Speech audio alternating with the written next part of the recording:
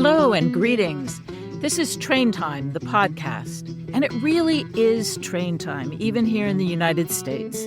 I'm Karen Christensen, and I started the Train Campaign, a project of the Barrington Institute, in 2011. I began recording interviews with politicians and train activists in 2017, most in the U.S., but sometimes looking to projects in other parts of the world.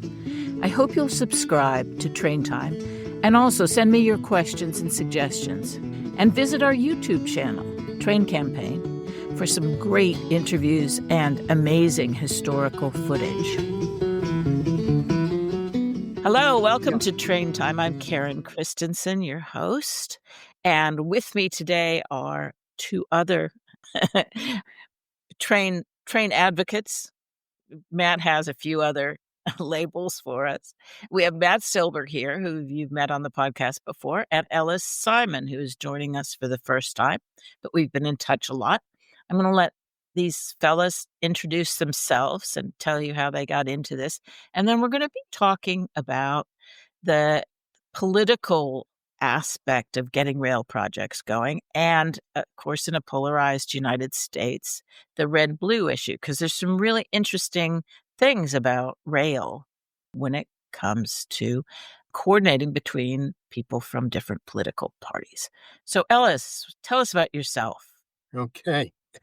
I think I was born into trains, and like a lot of young boys get hooked on trains. I'm the one who never gave it up. So it's always been my passion in life, riding trains, taking train photos, going to museums and whatnot. And I'm a retired writer and public relations practitioner. And to keep my writing skills up, I started a Substack blog about 2.5 years ago. I try to post once a week. We have over 400 subscribers, which I guess in the big universe isn't much, but it works for me. Yeah, I feel that it's getting a return And you really roamed the country. Was that? You really roamed the country in your I very have. I've interesting been posts. been on several of the Amtrak long distance trains, the Zephyr, the Southwest Chief, the Coast Starlight, the Texas Eagle. So I've been on those and most of the East-West trains between here and Chicago. We're big fans here of auto trains. That's great. And where do you live, Ellis? Live in Oceanside, New York, out on Long Island, about 25 miles or so from Penn Station, 40 minutes on a good day. And when I said I'm retired, I think I rode the Long Island Railroad from here to Penn Station and back for over 30 years. Oh, I see. You were commuting from, yeah. And Matt, see, we realized we're a tri-state group here, which is great because a lot of our projects are tri-state. So Matt, how about you? Hi, what's up, guys? Good to see you guys again. Yeah, And anybody who's listening. So I'm in Connecticut, Karen's in Massachusetts, Ellis is in New York, as he said. So we are a tri-state, a trifecta of train enthusiasts, train nerds, whatever you want to call it. That's more pejorative, I guess. I don't know. But what I was going to say, Ellis, I love how you said, like, little boys are like, you were a little train boy and you grew up and you never gave it up. I got to say, I'm a train boy convert because I was a dinosaur kid growing up. Like, that was my grandson's I feel into like most dinosaurs right now. Gonna try to yeah, and I convert feel like when when most I go boys to are young, they're Texas, like I'm either bringing dinosaurs or trains or trucks or construction or whatever, space. But I was dinosaurs, but now I'm just getting into trains. Still got a lot of love for dinosaurs in my heart, though. But yeah, Can we I'm combine really those? I don't know. yeah, maybe. Well, if you're taking one of those long distance Amtraks out to the west, maybe you could take it out to a dig in like Oregon or out in like Wyoming or Montana or something. Well, we're going to talk a little about Montana today. So I'm not sure that where exactly in the States. I always think of the dinosaur digs being in China and Western China, but I know they had some discovery in like Nevada recently, I think. Mhm. Yeah, Fascinating. China was really hot for a couple of years, and I mean, the US still has some fossil beds for sure. Yeah. Yeah. So who knows? Who knows? I'm waiting for you. You're gonna have to get a dinosaur shirt to match the t-shirt you're Oh, wearing. yeah, I do. That would I was be gonna say really we could save great. that for the dinosaur podcast.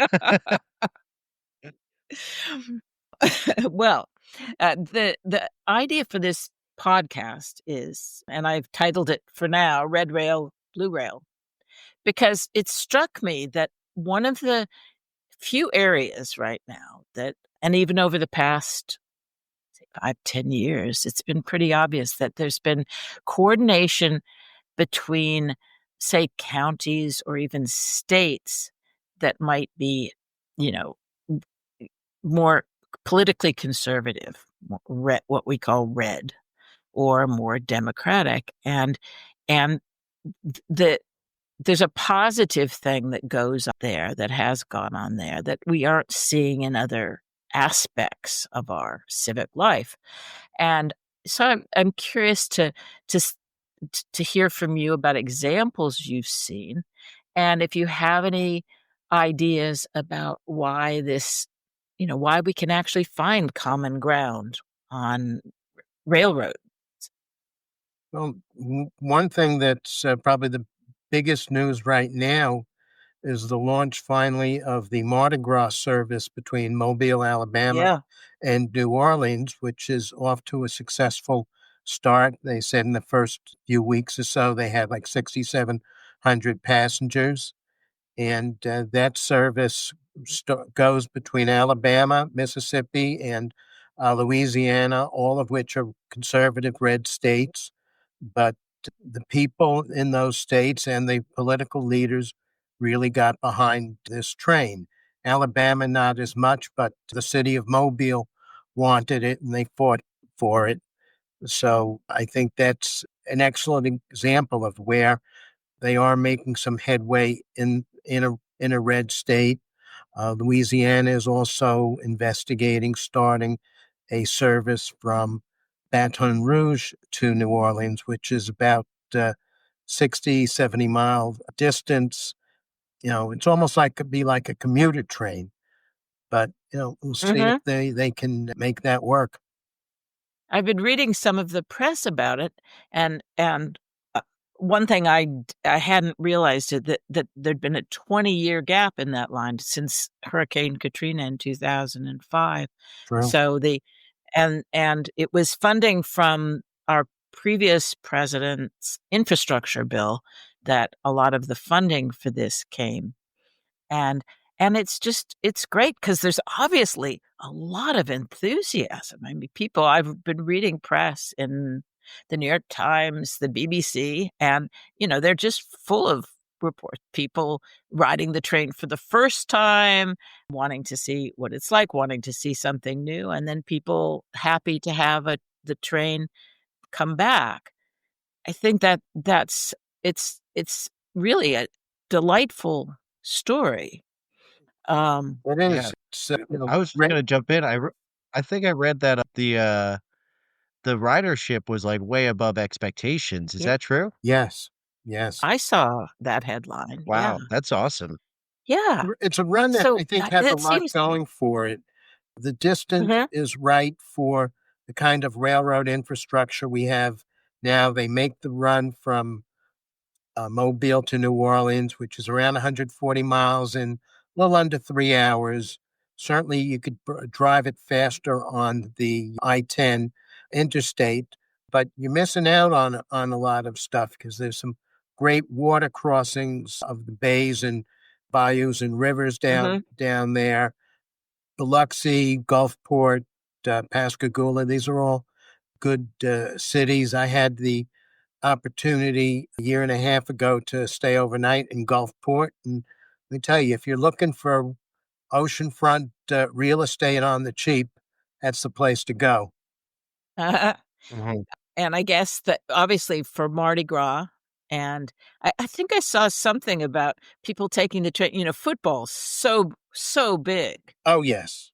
in the South. Well, it's a Taking perfect. that The they got Superdome trains for the is football. like a block from the Union Station in New Orleans. You can walk to it. Right. So that's a big attractor, I would think, because of course driving into big football games is like a night. I've never actually. I tried to get to a high school football game in the South once, and I remember that was like I think we turned around and gave up. That was Because big enough. it was Those are so huge. crazy. When I worked in South Carolina as a reporter, my first job, I had to cover a few games, and the stands Friday night, the stands were packed with people. And one of the things I found interesting about the South is how much football is a part of their lives. Back in 1992, I took the Texas Eagle from Chicago to Dallas, and remember passing through Arkansas, starting around Little Rock, because that was the first big city that had a reasonable stopping hour, and every little town had on their water tank something like "Go Eagles," "Go Warhawks," "Go Tigers," and these gigantic football stadiums. Meantime, they probably couldn't afford to pay their teachers a living wage, and the quality of the schools in Arkansas, Texas, are below other parts of the country, but they were dedicated to their football. Yeah. Yeah, so being able to Mm. take the train there. Now, what other examples can you think of? Of where Matt, did you yeah, where you we've have seen red state well, with service. either where we see because typically one, I think, thinks of either Democrats or liberals, more blue state people being more pro public transit. And that red states are more the car loving folks, and Generally, the more and generally, rural. yeah, generally that's true. But there are a couple of examples of existing services that where they're operating in red states. First comes to mind is the Heartland Flyer between Fort Worth and Oklahoma City i- in the Southwest, distance of about 200 miles, one train a day. It's been running for around 20 years. It has a following. Oklahoma has been supporting it strongly since the inception. This year, it had a hiccup. The Texas state legislature, which is vehemently anti rail, refused to come up with money to keep the train running. But a group of Uh-huh. cities along the route ponied up the money so that the train will continue. And we'll see what happens in future years. The other one that comes to mind Mhm. being in a red state is the Missouri River Runner across the great state of Missouri, linking St. Louis and Kansas City. A number of sizable stops along the route, so it's a good, uh, good interstate, uh, intercity run. It's reasonably competitive time-wise. I think they average about 50 miles an hour, so you're not Uh-huh. crawling, you're not speeding, but I it's Mhm. it's one of the reports I read on the new Mardi Gras service said it was going 79 miles an hour, which for the United States is like pretty good Pretty going. fast for a train in the US. that's top speed on most of the lines that Amtrak operates over. I think it's considered FRA Class 4 or Class 5, and the trains can do that, but the 79 mile an hour speed limit isn't in effect in all places. You have slow orders for bridges, for curves, for yards, Yes, and so of forth, course. which slows the train down, makes the average speed a lot lower. Yes. Mhm. I mean, there's the top speed, obviously, and then there's an average speed. Mhm.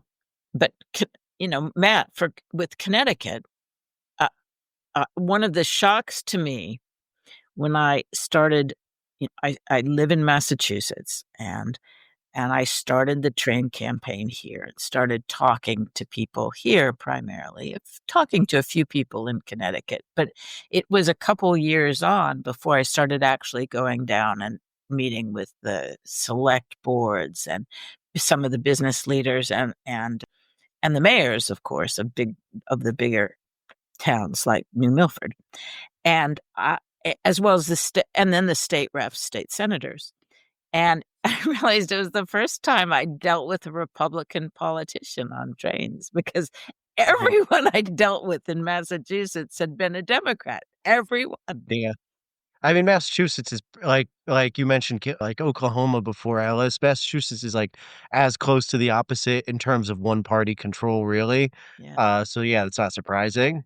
And it was really interesting because, boy, these Pete Bass, for example, the mayor of New Milford, and a number of the state legislators, very keen on trains. I mean, totally on board. Yeah, Bill Buckby, who's a Mhm. longtime state rep in West. Yeah. Um, Yeah, I think Bill, like, submits a bill to restart train service to New Milford, like, every year, and it that's right. doesn't seem to get any traction, which is unfortunate because I think it's one of those things where it's just like, politics, there's relationships, there's, like, you know and I mean, because, like, Connecticut, we probably have more representation of Republicans in the legislature than Massachusetts. Mhm. It's still been, as long as I can remember, a pretty blue state. I mean, I Yeah. can't remember. I think the last time there was a Republican governor was, I think that was Governor Rowland, and that was back in, like, 2003 or something like that. Mhm. I don't even remember. Or maybe Jody Rell was a Republican. Oh, yeah, she is, I think. So, anyway, it doesn't well, long story short, Yeah. doesn't matter. But I actually it's funny, like, I just realized this when we were getting ready for the call. I just came back from this conference here in New Haven called YIMBY Town. I don't know if you guys have Uh-huh. heard of it? I've heard of Yeah. YIMBY-ness or YIMBYism, Yeah, but YIMBY. not I of mean, the yeah. it was like a conference of basically all these people who work in housing, transit, Mhm. economics, environmental issues, sustainable development, stuff like that, coming together and talking about a lot of the things we talk about on here. Obviously, the tagline was, because it was in New Haven, known for its pizza culture, it Yeah. was "Pro homes, pro riders, pro pizza." That was their mantra. That's nice. Um, and one of the things that really struck me was, I think you're right, Ellis, that there are, like, it typically you find more Democratic left-leaning people interested in, like, the trade advocacy portion for their own reasons. It was really refreshing to see such a wide spectrum of ideas and people there having hard conversations, Democrats, Mhm. Republicans, and Uh-huh. everybody in between, all being brought together because they care about the issues, and it was actually really refreshing and a nice reminder of how things could be and should be. We Oh, agree that that's there are great. problems. Uh-huh. Traffic is bad. There are too few homes are too expensive. And then those dovetail into other issues like how do we build our cities and get people around in a way that's good for Mother Earth and all that stuff. So I definitely think there's opportunity for not red rail, blue rail, but just I guess gray rail, you know, Purple, purple rail, let's paint 'em. you know. Well, you know, I thought I think it can be rail can be a winning issue for a Republican politician. That here it's infrastructure. You're bringing something to the community. It's new. It's shiny, and you get to be at the ribbon cutting. You get to take part in the credit for making this happen.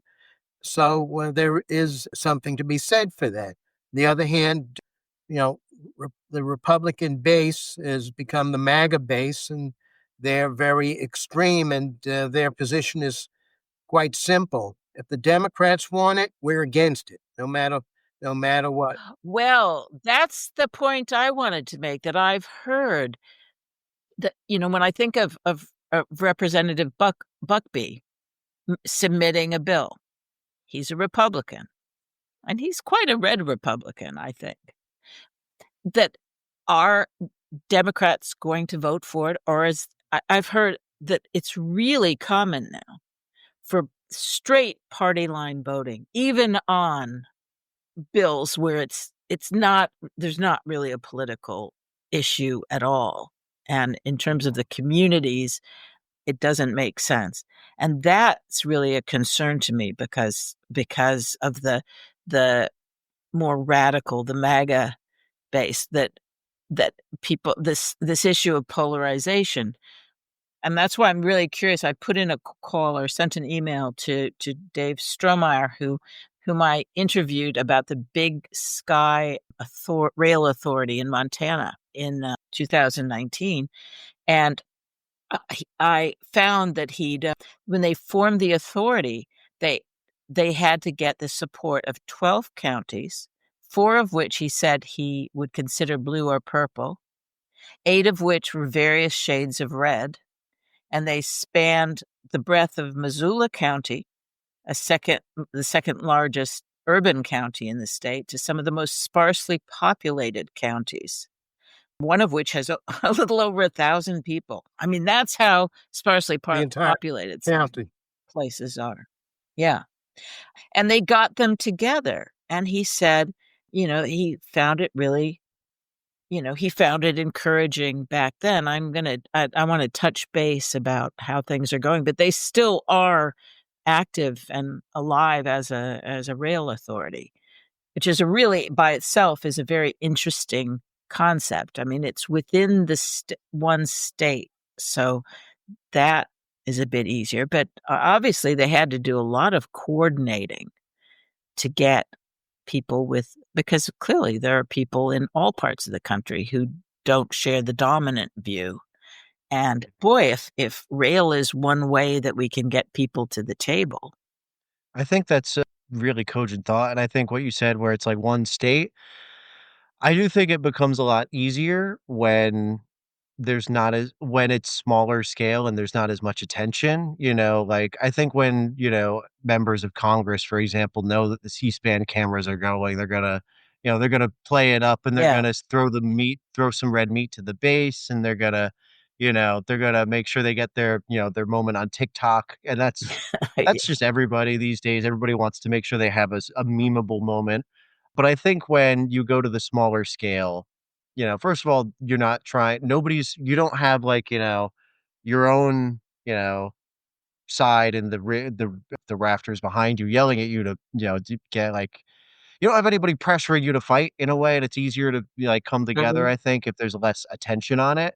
And I also think that when it's smaller, like, when it's within a state, it's a lot easier to be like, "Oh, well," especially with these communities you're mentioning that have, like, 1,000 people, you know, they're like, "Oh, I gotta call, this guy, like, I met him once, like, we played a football game back in high school. We played against each other. Like, I know this dude," like, and you already have some sort of shared frame of reference that probably makes it easier to see past, affiliation and identification to be like, we both care about this one issue and we both agree on this one issue. And we agree. Um, That's the yeah. thing, that we agree. One of the Koch brothers have campaigned against public transportation and put money into efforts to stop it. And that's part of an old argument that, about small government, but Republicans used to be small government, Mhm. and so you shouldn't spend Yeah. that was the argument against public transit, that government shouldn't be paying to move people around. Um, Uh-huh. and that's why, to me, the things like the trains in the South are really interesting, because that is government funded transportation. So, Mhm. Yeah. and I don't know. None of the reporting I've read has had people complaining we shouldn't have these. There seems to be real pleasure in having them, and the I des- think to your point, Alice, I just want to jump in and be yeah. like, in a way, like the less like I'm a Democrat and I want to get involved in this train advocacy, but if a project isn't associated with Democrats, makes it go down easier for people, hell with it. Like whatever, yeah, it's just, like Yeah. if people like it because they if people don't even know that part of the reason it's running is because of the infrastructure bill from 3, 4 years ago, they're just like, cool, a train. I wonder if people would be like, oh, Biden paid for this. Oh, this is a load of Trump's garbage. trying to Like take credit. whatever. Yeah. So, I mean, like, whatever. I think I remember seeing something you said, Ellis, where like you wrote an article, and I'm not sure if this is even happening anymore. It changes so quickly. But like there were talks about Penn Station getting the money for upgrades and refurbishment it needs. And in exchange, it gets to be called Trump Station or whatever like So that that. was me being Um, kind of facetious about that. It's something that could happen conceivably, knowing the guy, but mhm. you know, the But that for, wasn't for ever a better serious or conversation. for better or worse, Trump is putting his imprimatur on that project and trying to get it moving. Mhm. If Am I they can make it mistaken? What happen, is the God situation? bless. What's that, What's Karen? the situation with the congestion charge? Wasn't there when Trump first took office an attempt to stop the congestion charge in New York that would help to pay for the subway? It's working. It's generating revenue. It's reducing the amount of traffic in coming into the city. It's also encouraging more transit use. So we have more people who come in by train from the outer boroughs, New Jersey, and some extent Long Island. So I think it's reaching their objectives. And I don't know that so many people are suffering because of it. Yes, there are. I'm And you're sure not there are. hearing about efforts to stop it? What's that? You're not hearing about efforts to No, undo. there's no organized effort to reverse it at this point, and it's not. I don't Uh-huh. think it's generating a backlash. I haven't heard. You don't hear anyone talking about it, with respect to the mayoral election, and I don't know Mhm. that Yeah. it's going to be much of an issue next year when the governor's race comes around. Mhm. So people are settling into that. That's certainly what happened in London once people saw benefits. Yeah, I was literally just about Mm. to say, I think congestion pricing is one of those things that everybody hates it until it occurs, and then they're like, "Oh, actually, yeah, it works okay." It's like kids eating their vegetables, like, trust me, it's good for you, you're gonna like it, like, Yeah, but, and it becomes it's something you're used to, and you know yeah, how it works, and actually, you know how it works. People do get anxious, even certainly when it comes to trains. It's part of the anxiety I think people feel and reluctance about putting in a new train service is they can't imagine what it'll be like, how it'll change things. Where will I park? How will I get the ticket? They get sort of and I think that I wish we had better ways to paint a picture because of course, even if, the Berkshire Line, for example, we wanna start a service that once existed. But it was a long time ago, nobody remembers that, and we're not gonna it's outside do. of living memory Yeah, for a lot of That people, I think and that people ended like of when my generation Amtrak don't even know started. about it. yeah, it was 71 was the last one, and it had dwindled up till then too. So, yeah, you're trying to and a lot of people haven't experienced riding trains. That's what makes me so excited about the service in the South. It means that a lot of people will and people who were too young to ever have ridden the previous service, and some people had quoted someone who'd never ridden a train before, getting on a train. It's really great, Eh, and the weirdest thing I'm gonna end with this because I think it's gonna be a subject for another program, is that apparently under Biden's administration Norfolk Southern, the freight train line, was sued about giving Amtrak trains, passenger trains, priority, which they are supposed to do by law, but they don't.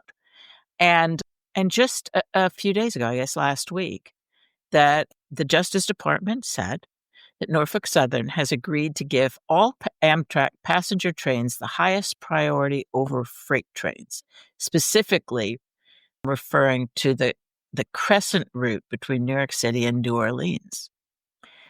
And that by itself is a really fascinating development at this point in time.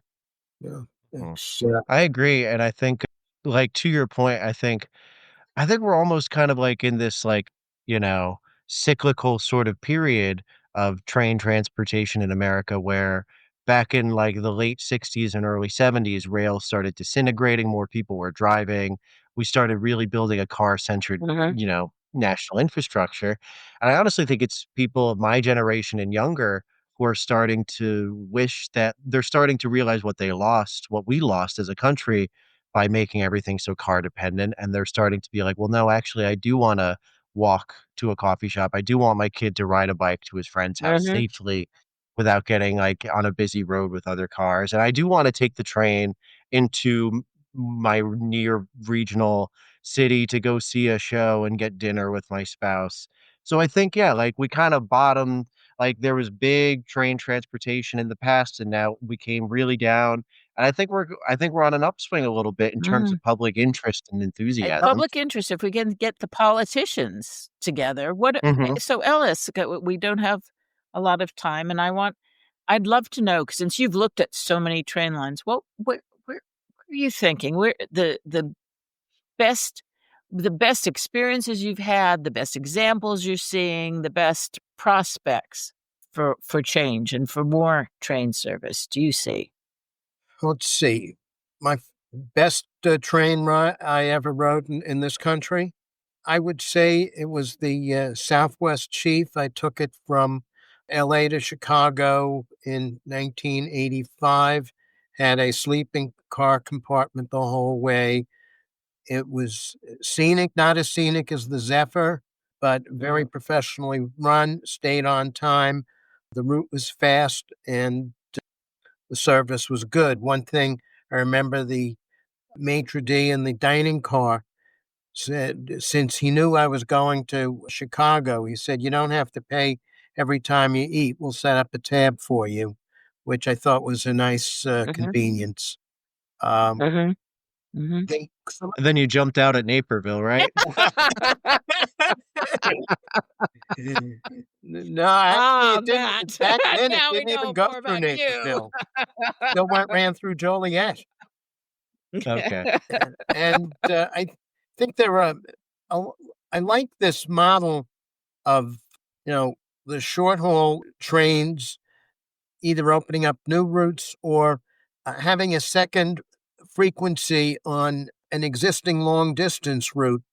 The Borealis train, which started last year between Chicago and the Twin Cities, is a great example of that. They had the Empire Builder running on the route, but like other long distance trains, it either sold out or it became ran very late. So people who were trying to get from St. Paul to Milwaukee or Chicago would be very delayed and have an unsatisfactory experience. So they wouldn't bother with the train. Now they have this train that pretty much is restricted to one portion of the route. It doesn't have as much exposure to freight train related delays and other problems. So it's doing well. It's become very popular in the Twin Cities. Even my cousin, who was never much of a train enthusiast, has talked about riding it, and I think her kids took it to Chicago once. So it's Uh-huh. getting some notice. I'd like to see more of that type of service, like with the another train, let's say between Chicago and Kansas City over the Southwest Chief route. The other areas I'd like to see service in Texas. It's mind-boggling to me that there is no train between Dallas Fort Worth and Houston. No train other than the Texas Eagle between San Antone and Fort Worth, and that's one that's personally close to me because my daughter lives in Austin. So, it'd be nice to be able to go on a train trip from Austin or even take it all the way from New York, but that's not happening. It's not practical. Mhm. Mhm. Are all of the trains you've mentioned today run by Amtrak? Yes, yes. They're We just all talked about Amtrak trains. Yeah, just talked about the Amtrak. I mean, the other train that I've ridden in the United States, long distance. Well, I also rode on the Alaska Railroad when we took a cruise back 15 years ago, and that was a wonderful experience. But also Brightline. I've been on that several times Mhm. down in Uh-huh. Florida. They get it on what passenger service should be like. They have really mastered the experience of traveling by train, by how you book the train, how you get how you work with the schedule to find a convenient time, the pricing, the Mhm. station setup. They have a cocktail lounge in every station, a convenience store. They have a first class waiting area as well. On board, they're starting with cart service going through the cars to serve people at their seats, and it's been pretty reliable in terms of staying on or close to schedule. So, Ellis, you've given us a good summary of what we want on our lines up here, right, Matt? And I wanna point out too, Ellis, Brightline, this that you're raving about is from what used to be purple, what is now, I would say, deep red Florida. Yeah. Yeah, Proof but that it's it's a not, private you don't operation. have The to be state a isn't you subsidizing don't it. have yeah, you don't Although, it doesn't have to be a blue state, Yeah. progressive fantasy for good train service. Yeah. It could be done in a lot of different ways. Yeah. Well, this is a conversation that we will pick up at different times, and I may try to bring in people from some of these other s spots in our beautiful country, because it'd be really interesting to hear how people manage to coordinate things across state lines or with other complications. There's always some complication. So thank you very much, both of you, for thank you. Thank you. joining me. Thanks for taking the time to chat, and Yeah. so nice to see you both again. Yeah, it's great to Likewise, Alice, thanks for joining us. We'll hope you'll join my us pleasure. again. And I'll see you, Matt. We have a few ideas to go over soon. So take care, guys. Thanks for joining me at Train Time. Don't forget to subscribe. Send me your suggestions for future shows. And visit our YouTube channel, Train Campaign, for some great interviews and amazing historical footage, including a bit from the documentary The Last Train to Pittsfield, filmed in 1971.